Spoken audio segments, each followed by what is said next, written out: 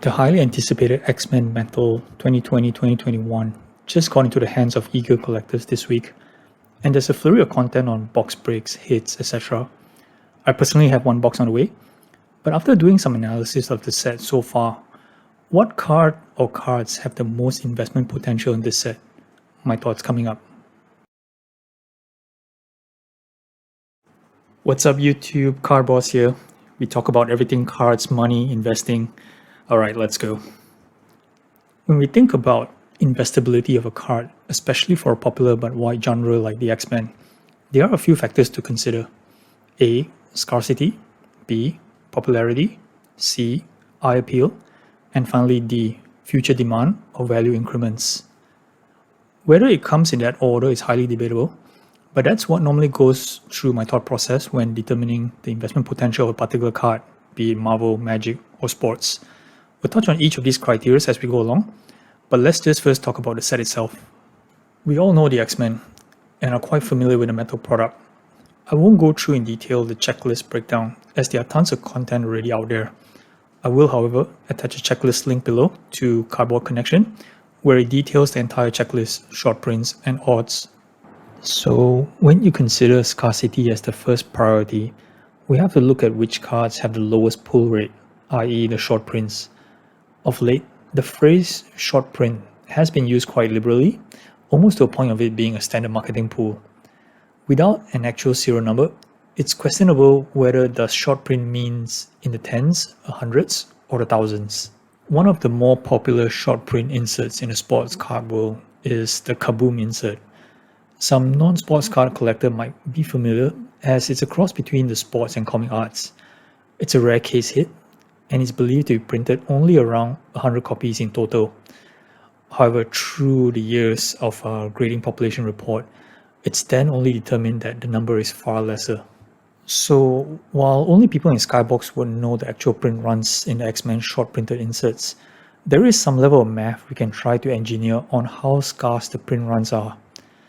We know that the precious metal gem or PMG green is numbered to 10, and PMGs are on average 1 per box, which means that to hit a particular PMG green on average is 1 in every 2,000 boxes or 167 cases.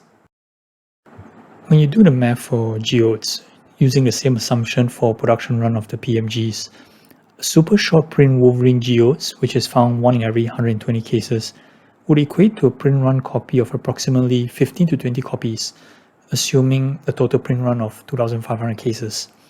Given that there are only 3 super short print Geodes, that would lead me to think that the Wolverine, if he had a serial number, would likely be out of 5. So if you discount the PMG, which after all is a base parallel, the rankings in terms of scarcity on the short printed inserts would be Geodes Super Short Print 1 in 120, Platinum Portraits 1 in 50, Arkwell Short Print 1 in 48, Blast Furnace Short Print 1 in 48, and Geodes Short Print 1 in 30. Doing the math, the number of copies per card printed would then translate to roughly as follows: Geodes Super Short Print 5 to 8, Platinum Portraits 2 to 5, Arkwell 8 to 12, Blast Furnace 8 to 12, and Geodes Short Print 13 to 20. Based on the above math, it's Platinum Portraits and not Geodes that wins the scarcity battle. Again, it's not about getting a Platinum Portrait, it's about pulling a particular character amongst the population within that set. When it comes to popularity, we always look at our star players, or in this case, the star characters of X-Men. Of course, there are certain corner of fans for non-mainstream characters like Bishop, Emma Frost, or Colossus. But let's compare the star power of the short print inserts. Platinum Portraits here offers the greatest range with 25 in the set and covers all the key characters. Taking this aside, it seems the lineup for the remaining sets are quite well balanced, but a slight edge in my opinion goes to Geodes, as he has Wolverine, Deadpool, Psylocke, and Rogue. It's also interesting to point out that Gambit appears only once in the short print list under Arkwell. Next comes perhaps the most subjective criteria, the eye appeal. In general, I like the overall look of all the inserts except Platinum Portraits, which I do get the metal edges and the see-through stuff, but I prefer inserts with bolder and sharper colors, but that's just me. Geodes offered a unique 3D feel overall, and it's a close tie for second between Arcwell and Blast Furnace. Again, eye appeal is very subjective to the investor and to the buyer. The last point, and perhaps the most important point, is future demand and incremental value.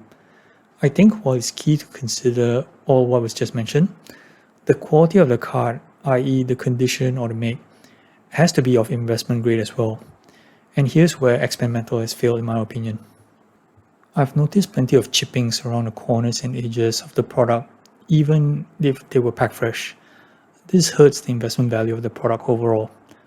It doesn't help that, aside from the actual metal products, all the cardstock have black or dark edges, which make chipping very noticeable. Geodes suffer greatly based on what I've seen so far, particularly due to extremely thick cardstock. These are just based on the examples I've seen online and not necessarily represent the population, but if I'm investing from a grading perspective, this set is a tough grade overall. However, the scarcity of high quality examples would then command a bigger premium. So back to the initial question, which of these short prints outside the PMG has the best investment potential? I will first lay a caveat that my selection is based on the card condition sensitive and assume it's of near mint condition. Also, I haven't seen all the artwork on each of the inserts to meet my eye appeal tests.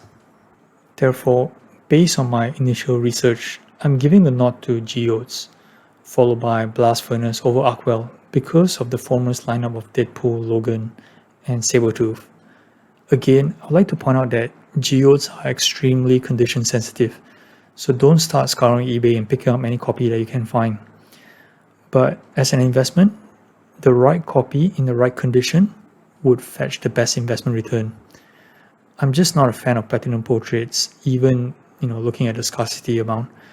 And my wildcard tip would be to keep an eye on Gambit from Arcwell. So there you have it. I'm looking forward to breaking my solo box and sharing my results with you guys. I'll probably do another investment update on this product later on as more cards get flowed into the system. Until then, enjoy breaking this amazing product.